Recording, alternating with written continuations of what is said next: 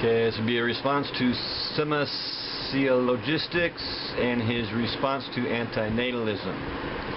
And I'm going to jump ahead to 11 minutes where you actually talk about my argument, and then you go back and talk about the other stuff you talked about. Another problem with the argument is the first premise when you say that all forms, putting others in harm's way is wrong. Because I didn't say putting others in harm's way is wrong. I said it's not ethical to arbitrarily put another in harm's way. Okay, so you just completely, when you leave out the word arbitrarily, you completely change the argument. So I should say I should be done, because you're not even addressing my argument. Okay, arbitrarily, that's the key word in my argument. I'll just read a definition here. Subject to individual will or judgment without restriction, contingent solely upon one's discretion. See, that's the key thing. If you're going to put someone in harm's way based on that, just because you want to, all right, that's not ethical. So I can't believe you. I mean, that's a big mess up on your part.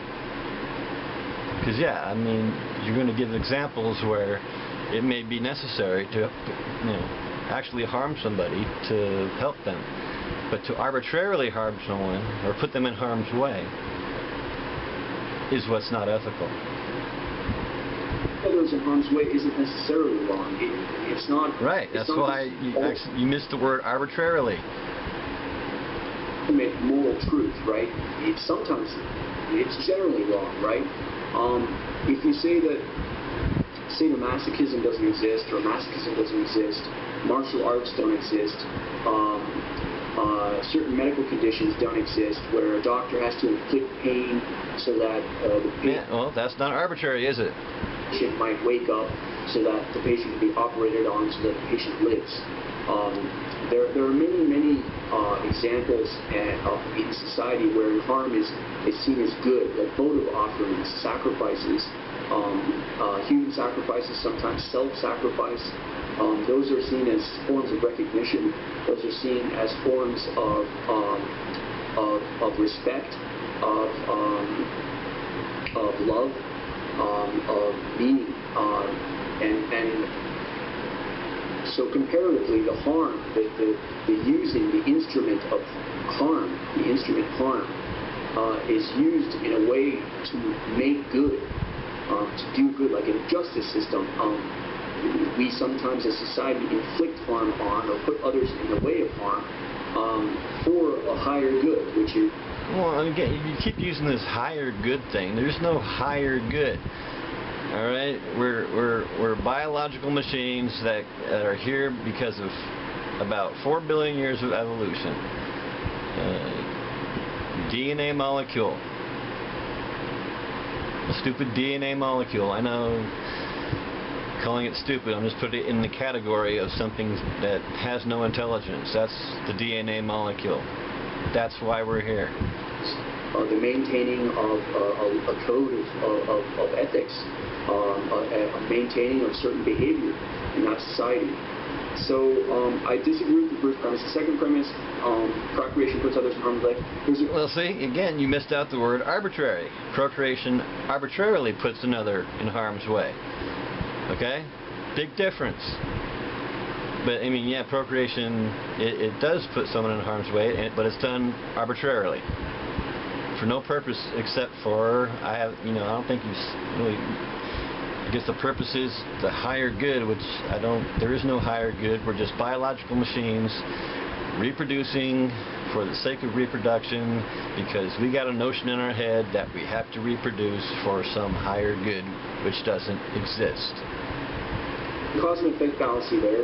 Procreation doesn't put others in harm's way. Procreation brings others into existence, and yeah, arbitrarily, and oftentimes it could be, well, all the time it's for no good reason.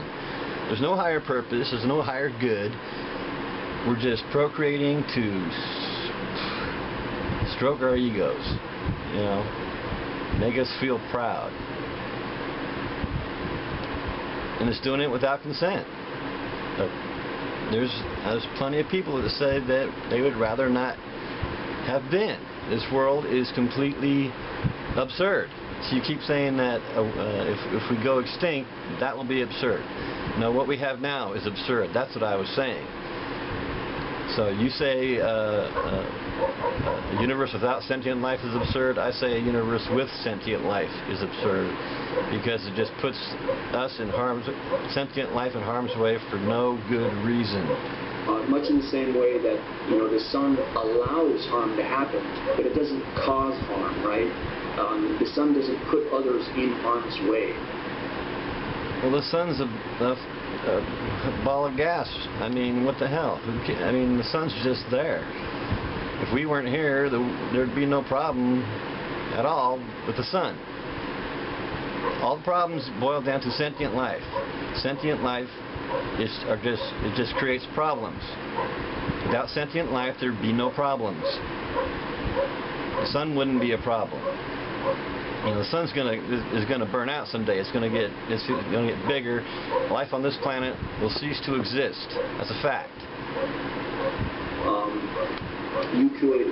The sun is a prerequisite for harm to exist, like birth is a prerequisite for harm to exist. Exactly. But being born is out of our control, is it not? We're not here by choice. Somebody else made the decision for us. Decided to bring us into a world of hurt without a good reason. Higher good is not a good reason because there is no higher good. But, you know, you could just as easily dope up a sentient creature so that it can't feel anymore, or take out the center of harm, of emotions, and you know, why would you? I think you can say it. Why would you do that? Why bring someone into a world of hurt and then dope them up? What's the point? And sentiment and physical sensations.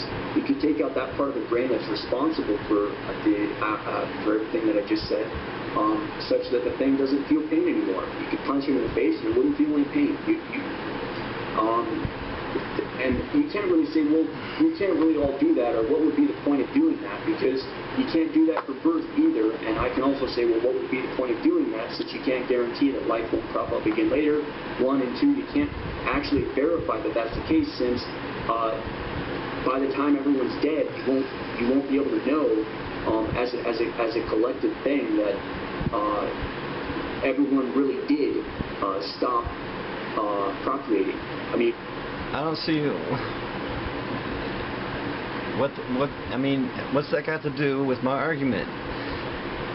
When I say it's not ethical to arbitrarily put someone else in harm's way, how does any of what you're saying? Well, like I said, you didn't even quote me right, so I should be done, but I'll keep going. For example, there could be a person who has a baby, thinks the baby dies themselves, the baby didn't actually die, the baby's the last thing on the earth, somehow survives, grows up not knowing that this whole process even happened. I mean, there's so many problems with the argument. That doesn't even address, it has nothing to do with my argument. I mean, that's just, the last act of procreation was wrong. Still. That's... So I definitely agree with the conclusion that procreation is wrong, and for the fallacies that I mentioned. So good luck rebutting those logically. And also I should have mentioned that the first and second premises seem to really be geared to the conclusion. It would have been a lot easier to just say that harm is bad. Well, the way you misquoted me though. So yeah, the way you quoted me. Yeah, well, harm is bad. I mean, is harm good in general? I mean, it's harm for harm's sake when you procreate. Because it's arbitrary. Looking of pain is bad. Suffering is bad. But again, in those synonyms, in and of themselves, there are lots and lots of harm for no good reason is bad. For examples and arguments that we can bring up. So, yeah. Anyways, thanks for watching. Okay, well, go back to the beginning. Very deterministic one. Sorry, I've been meaning to get back to you for a couple of days, about a week back actually, but I've been having problems with my iMovie. Yeah, just... So yeah, I had to... No need to apologize. I got nothing better to do. I'm patient. Uninstall it and find another version. It's just been a big hassle. But yeah, I don't understand like what your kind of counter argument was to reductio ad absurdum fallacy that I brought up.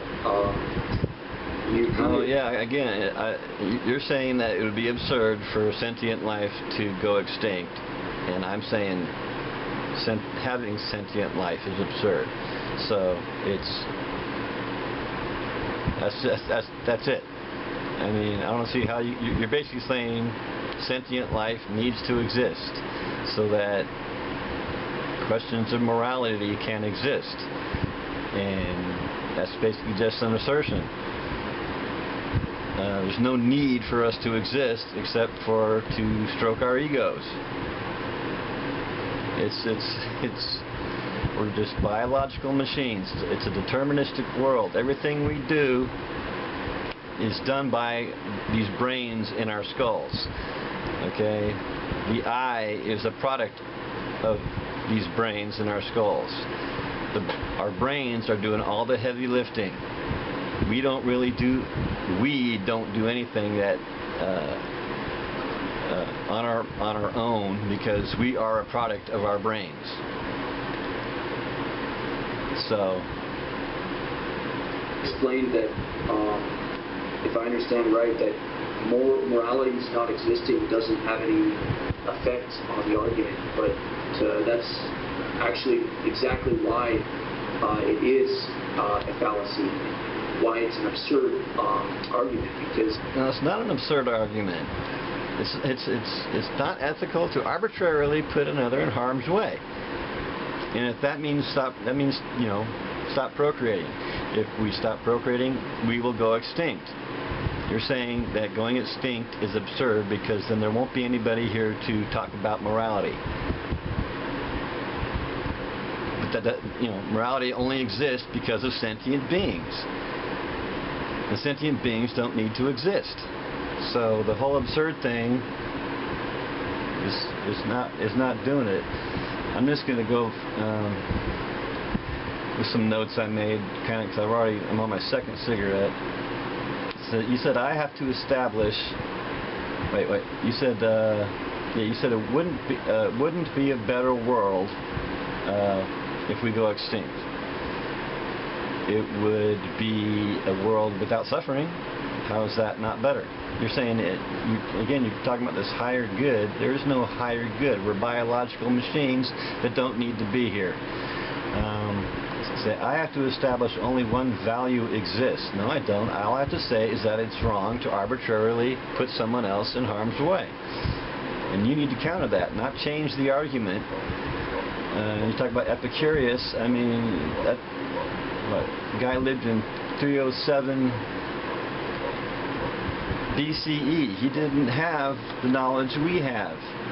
He didn't know about 4 billion years of evolution and 500 million years of predator and prey.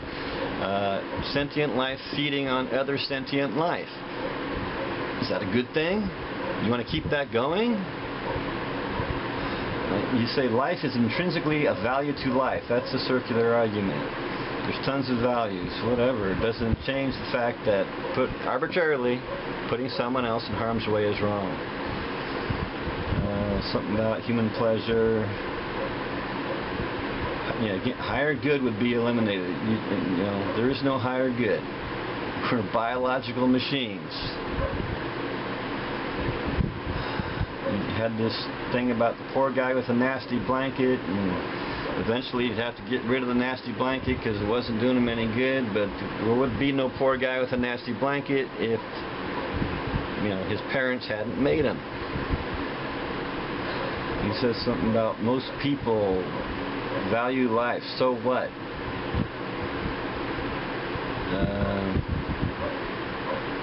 and it says unfalsifiable. My argument is unfalsifiable. I think that's a misuse of the term unfalsifiable, because you're saying you can't, we couldn't guarantee that life wouldn't pop up again, but nobody's responsible for this situation. Sentient life. It just happened. You can't point a finger at anybody and say, oh, well, you're responsible for sentient life. Sentient life just happened. And it took billions of years for sentient life to appear. Now, if we could somehow just, sterilize the planet, no more sentient life,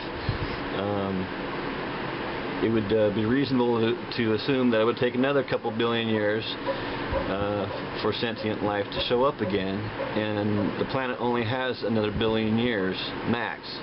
So again, unfalsifiable, I think that's a misuse of the word. Yeah, if we can sterilize the planet, it's going to stay sterile because we only got a billion years left. So anyhow, that's I think it's long enough the video. Thanks for watching.